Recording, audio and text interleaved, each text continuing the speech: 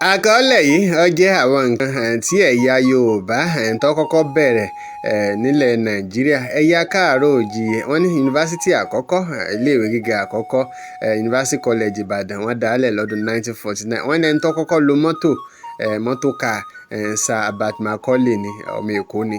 Wọ́n lẹ́ni tó kọ́kọ́ gun mọ́tò tó jóbìnrin Fúnláyọ̀ Ransome-Kuti ìyá Fẹlá. Ẹni tó jẹ́ àgbà òṣèré àkọ́kọ́ nílẹ̀ Nàìjíríà ó ní Chief Hubert Ògúndé ó kú lọ́dún 1990. Wọ́n ní ilé ìjọsìn àkọ́kọ́ tó jẹ́ ti aládàáni Moses Orímọládé sí ànẹ́sì. Wọ́n ní ẹ̀ ń kọ Báíbù ní èdè abínibí tó yàtọ̀ sí tèèbó Yorùbá náà Samuel Ajayi Crowther. 1984 náà lọ́kọ̀. Ibi wọ́n ti gbé ìròyìn jáde lákọ̀ọ́kọ́ òun ní Western Nigerian Government WNTV. Wọ́n ní obìnrin omidan àkọ́kọ́ tó rẹwà jù Grace Àtinúkẹ́ Oyèlúdé lọ́dún 1957.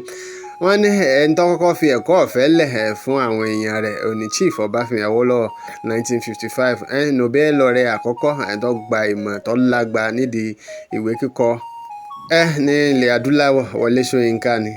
Wọ́n ní mílíọ̀nìyà àkọ́kọ́ ẹni tó lówó jù ńgbà náà.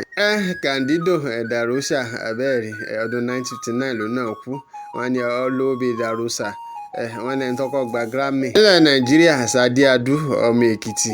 Ẹni tó gba Grammy léyìí tí òun àtẹnìkan jọ gbà òun ní Babátúndé Ọlátúnjí lọ́dún 1991. ẹlẹ́ni tó kọ́ kópa nínú eré àwọn èèbó Hollywood òun ní Olú Jacobs 1979 ló kópa. Nkọ̀wé àkàgbádùn àkọ́kọ́ first novel wọ́n ní ìtàn ìgbésí ayé Ìmísẹ́gilọ́lá Isaac Babalọ́lá. Ńlẹ̀ ń wòye Babalọ́lá Thomas lọ́dún 1929. Ìwé ìròyìn àkọ́kọ́ newspaper àkọ́kọ́ ńlẹ̀ ń wòye. Ìwé ìròyìn fún àwọn Ẹ̀gbá àti Yorùbá 1859. Ọjọ́ náà ti pẹ́. Kí àwọn Yorùbá o.